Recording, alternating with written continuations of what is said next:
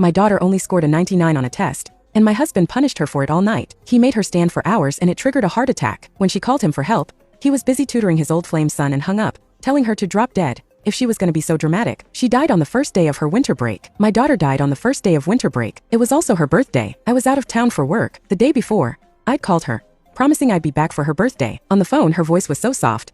Mom, I didn't do so well on my test. Maybe we should skip my birthday. I was about to reassure her when I heard my husband, Mark, yelling, "Who are you trying to impress? What, are we all supposed to feel sorry for you? You're gonna turn into a criminal with this kind of drama. How did I get stuck with such a loser?" Then he hung up. I was furious, planning to have a serious talk with Mark about how he treated our daughter. But that interrupted call was the last time I ever spoke to her. The next day, my calls went straight to voicemail. Panicked, I rushed home, only to hear that my daughter Lily was left back at school. I begged them to help me search. I flew back, only to be greeted with the news of her death. The cause was a sudden heart attack. Lily had a weak heart from birth. I'd been so careful all these years, and she had never had an attack. But now she was dead in a cold, damp storage room at school. My whole body went numb. I lifted the sheet, saw her purple face. Her once rosy cheeks were stained with dried tears, her expression full of pain. The medical examiner had closed her eyes, but my little girl didn't die peacefully. I collapsed, grabbing her cold hands, my heart breaking. The birthday gift I bought her was still in the trunk of my car. She'd never get to see it. The school staff told me that Mark, her own father, was the one who forced Lily to stay after the parent-teacher conferences. Then he just vanished. I was trembling as I kept calling Mark. He finally picked up after about a dozen tries.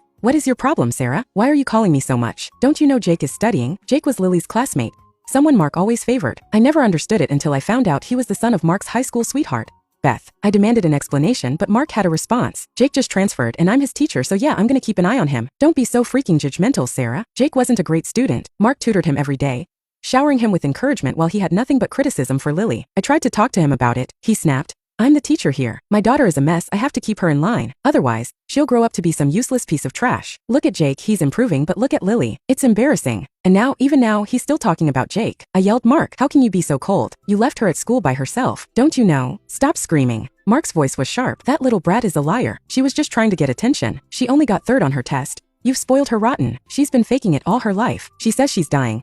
Tell her to get hit by a car if she wants to die. At least it wouldn't annoy me so much." He hung up without a second thought. My hands were shaking, dropping my phone repeatedly. I fell to my knees looking at my lifeless Lily, and I completely lost it. How could a father talk like that to his own daughter? I'd always thought Mark was just pushing Lily to reach her full potential, but I was so wrong. He was affectionate and patient with all of his students, but he never had any patience for Lily. He was everyone's favorite teacher, but he was the source of Lily's worst nightmares. He was selfish, vain, and he pushed Lily straight into the abyss. Lily's smartwatch was dead. I charged it, went to the call log and found she called Mark multiple times. I hit play on the voice recording. I could hear Lily crying. "Dad, my chest hurts so bad. Please help me." "Don't call me Dad," Mark replied coldly. "I'm not your dad. You're pretending because I made you stand for a little while. You're just trying to get attention. You failed your test again. What, you gonna die on me? You trying to